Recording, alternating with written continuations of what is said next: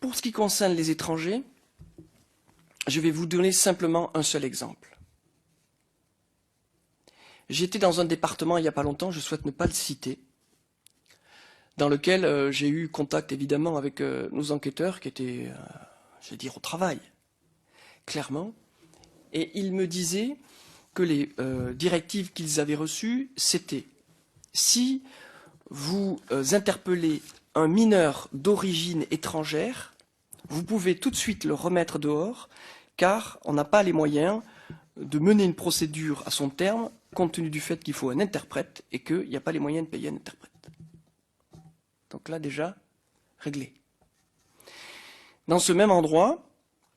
Dis-moi, instruction donnée par qui aux gendarmes sur les mineurs par, vous voulez dire... Par le parquet, monsieur le Par le Président. parquet, oui, mais je voulais que vous le... Oui, par le parquet. Être sûr d'avoir bien compris. Oui. Et j'ai appris à cette occasion que le déferment devant les magistrats, ou parfois même la mise en garde à vue, était soumis à un critère de valeur de vol, de cambriolage, c'est-à-dire qu'à moins de 300 €, on remet tout le monde dehors et on présente personne. Voilà aujourd'hui la réalité du terrain, la vraie réalité. Ceux qui, évidemment, sont interpellés par les policiers ou les gendarmes et qui sont dehors dans les conditions que je viens d'indiquer, continuent leur activité. Non seulement ils continuent leur activité, mais par ailleurs, ils ont vis-à-vis des détenteurs de l'autorité publique que sont les gendarmes et les policiers, un certain détachement, pour ne pas dire autre chose. C'est à cela que les gendarmes sont confrontés dans la vie quotidienne. Et très honnêtement, je dois vous le dire, c'est assez compliqué de maintenir la motivation dans nos troupes dans ces conditions-là, parce qu'il faut vraiment avoir foi dans son métier pour continuer avec la même motivation et avec la même énergie. Mais, à ce stade, dans la gendarmerie, je parle que de ce que je connais, nous arrivons, et je pense que notre statut militaire y est pour quelque chose, nous arrivons à maintenir le fait que tout le monde continue à rester attelé à la tâche. Alors, je ne voudrais pas faire de stigmatiser parce qu'il y a effectivement un problème de population étrangère dans notre pays en termes de délinquance, c'est clair. Nous avons un certain nombre d'affaires qui le démontrent très clairement. Donc là, il ne s'agit pas d'un jugement ou d'une opinion, il s'agit d'un constat. Donc le constat, c'est que, en termes de cambriolage, nous avons une difficulté avec les populations étrangères, en particulier les mineurs, parce que ceux qui organisent des bandes de mineurs qui sont chargés de cambrioler dans telle zone ou dans telle zone, parce que tout ça est bien entendu très bien organisé, c'est très bien hiérarchisé. Il s'agit de structures très mieux organisées presque que nous. Il y a des chefs, des sous-chefs, il y a des réseaux, il y a des points de rendez-vous, il faut qu'ils aient un certain rendement. Ce sont des choses qui sont complètement établies, celles-là. J'ai la synthèse qui m'a été faite ce matin, et c'est commandant de groupement de gendarmerie départementale disent que, à titre d'exemple, 65% des cambrioleurs interpellés en novembre dans le département du 13 de Marseille sont à nouveau dans la nature.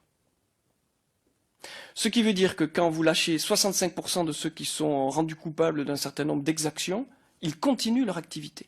Et comment voulez-vous, dans ce contexte, que les chiffres baissent? C'est tout à fait impossible.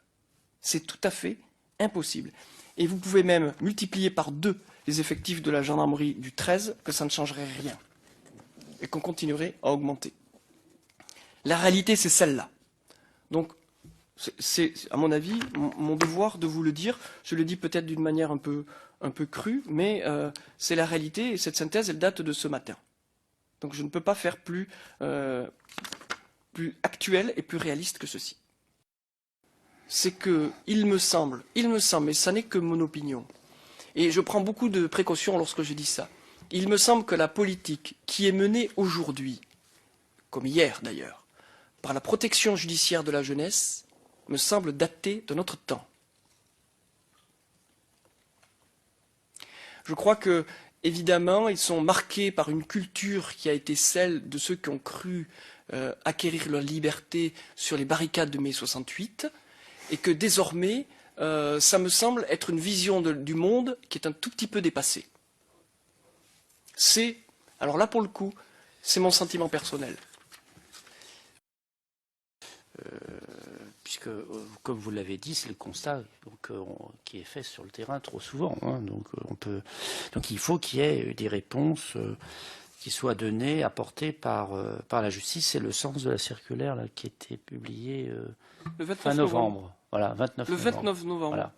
Donc, voilà, je l'ai sous les yeux. Voilà. Mais je ne doute pas de la volonté de la garde des Sceaux d'améliorer les choses. J'ai quelques préventions sur la nature dont sa circulaire sera appliquée. Vous mettez en difficulté, monsieur le député. Je pense que vous en avez parfaitement conscience.